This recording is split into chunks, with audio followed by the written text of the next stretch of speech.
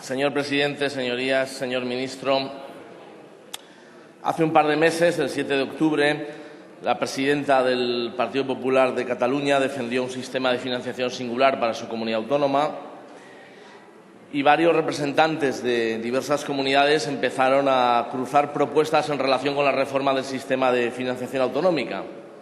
Por ejemplo, el 30 de octubre, consejeros de Asturias, Galicia, Castilla y León y Aragón sellaron un pacto contra la despoblación en lo que se dio en llamar la primera cumbre por el cambio demográfico y en el que se reclamaba que el envejecimiento, la baja natalidad y la dispersión de la población tuviera más peso en el nuevo modelo de financiación autonómica.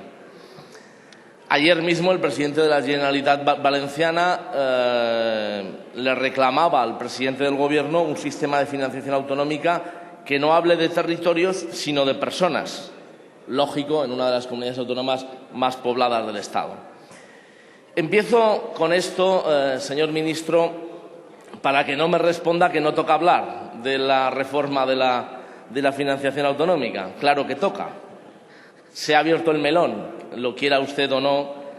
Estamos en el 5º año de vigencia del sistema, que es cuando está prevista su evaluación, y todas las comunidades autónomas han empezado ya a mover ficha.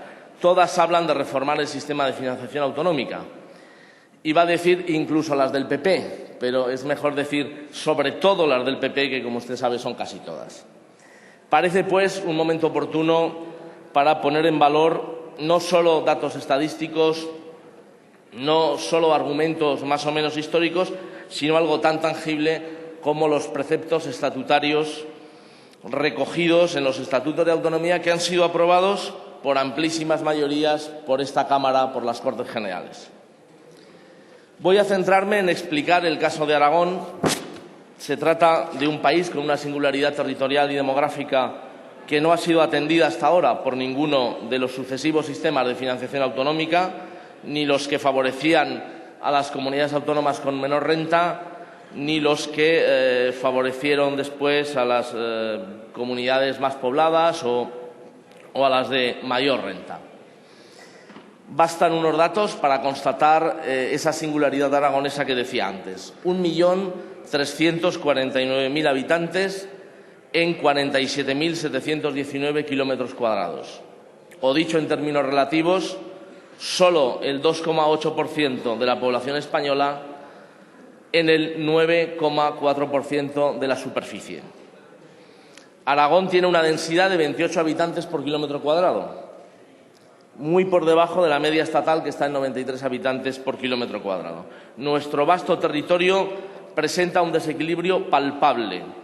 De los 731 municipios que hay en Aragón, en uno, en Zaragoza, se agrupa más de la mitad de la población. Mientras que con menos de 100 habitantes existen 166 municipios. Y permítame que se lo compare con Andalucía, señor ministro, que usted conoce bien. En Andalucía hay 771 municipios, alguno más que en Aragón, pero para 8,5 millones de habitantes, no para 1.300.000. Y solo 2 municipios andaluces tienen menos de 100 habitantes. Solo 2 en Andalucía y 166 en Aragón. Podemos completar la imagen con un dato más. El 20% de los aragoneses tiene más de 65 años, 3 puntos más que la media española. Y esos 3 puntos Aragón los tiene de menos si miramos la población más joven de menores de 34 años. Pocas comunidades reúnen todas esas características y probablemente ninguna de forma tan acentuada como en Aragón. Probablemente por eso, además de por razones históricas a las que ahora me referiré, los legisladores aragoneses, desde la devolución del autogobierno hace ya 30 años, siempre han buscado dotarse en el Estatuto de Autonomía de preceptos que intentaran garantizar la suficiencia financiera y la plena autonomía fiscal. En el primer estatuto de esta época, en 1982, las Cortes de Aragón recogieron y las Cortes Generales ratificaron la actualización de los derechos históricos en una disposición adicional que remitía a la adicional primera de la Constitución. A nadie se le escapa que esa disposición solo existe en 3 estatutos, el vasco, la Ley de Mejoramiento del Fuero de Navarra y el Estatuto aragonés. En los dos primeros sirvió para actualizar la hacienda foral en los territorios históricos de Euskadi y en la Comunidad Foral de Navarra, y en el caso aragonés todavía no ha tenido ninguna aplicación. Obviamente, la hacienda foral desapareció en Aragón en 1707, no en 1937 como en Guipúzcoa y Vizcaya, aunque en ambos casos fue derogada o abolida por derecho de conquista.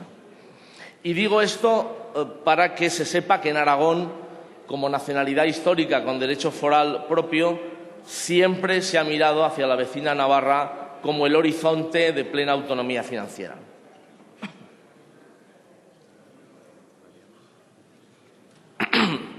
Por eso, en los años 90, cuando al calor de enormes manifestaciones por el pleno autogobierno, Aragón emprendió una reforma inicialmente ambiciosa del Estatuto, se intentó una fórmula similar al Convenio Navarro, aunque en aras al consenso posteriormente fue muy matizada, aunque eso no impidió que al llegar al Congreso PP y PSOE pactaran enmiendas de calado que todavía dejaron más constreñida la redacción de esos artículos, ¿no?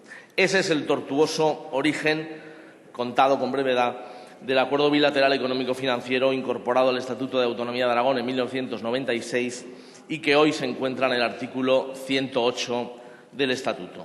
Permítame que lo lea. Artículo 108.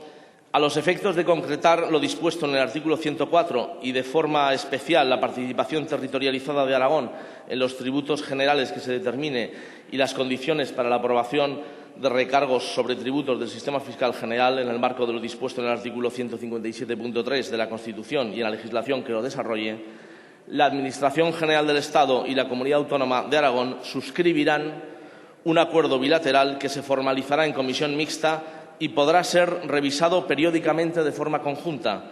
Deberá tener en cuenta el esfuerzo fiscal de Aragón y atenderá singularmente los criterios de corresponsabilidad fiscal y solidaridad interterritorial. Ya han pasado 17 años sin que el acuerdo bilateral se haya convertido en realidad y ni el Gobierno del señor Aznar ni el del señor Rodríguez Zapatero han atendido este precepto estatutario.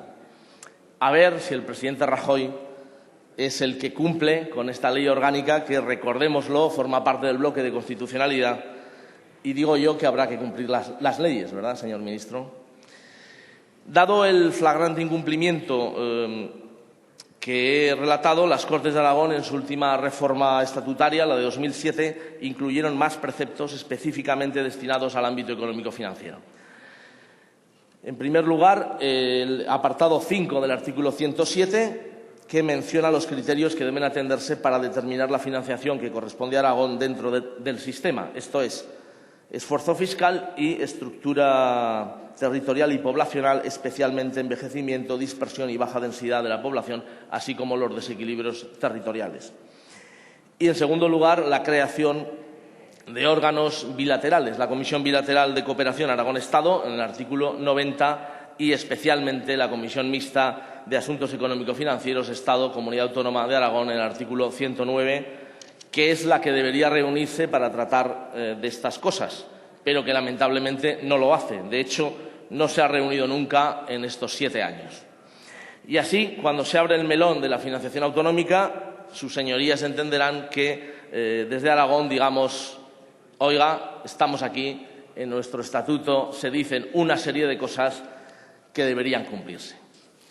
Y eso es lo que he venido a hacer aquí en esta interpelación. Señor ministro, ¿cuál es la posición de su Gobierno con respecto al cumplimiento de las especificidades estatutarias de la Comunidad Autónoma de Aragón en materia de financiación autonómica? ¿Cuándo va a reunirse la Comisión Mixta Aragón-Estado para Asuntos Económico-Financieros? ¿Cuándo va a ponerse en marcha el acuerdo bilateral económico-financiero del Estado con Aragón? No le estoy planteando una reivindicación de mi grupo parlamentario, ni siquiera de mi partido. Es una reclamación unánime de las instituciones aragonesas. Y permítame que lea algunos de los últimos acuerdos de las Cortes de Aragón al respecto. Acuerdos unánimes. Hay una proposición no de ley de 21 de marzo de 2012, una moción aprobada el 4 de abril y también hubo una proposición no de ley aprobada hace algunas semanas en el último pleno.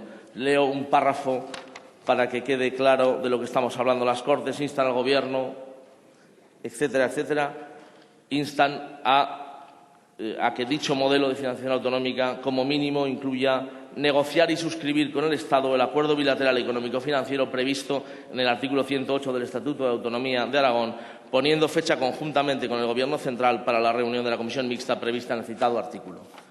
Acuerdo unánime y reiterado por las Cortes de Aragón, y usted conoce perfectamente la mayoría que existe en las Cortes de Aragón y el color político del Gobierno de Aragón. En Aragón somos conscientes de lo que nos estamos jugando. Como decía mi compañero Jesús Bernal, con perricas chufletes, sabemos que sin autonomía financiera no hay una auténtica autonomía política. Sin recursos suficientes, las comunidades autónomas no pueden sostener los servicios públicos con el nivel de calidad que exigen y merecen los ciudadanos y ciudadanas. Acercar al poder a la ciudadanía mediante el autogobierno debe traducirse en calidad de vida y en resolución de los problemas.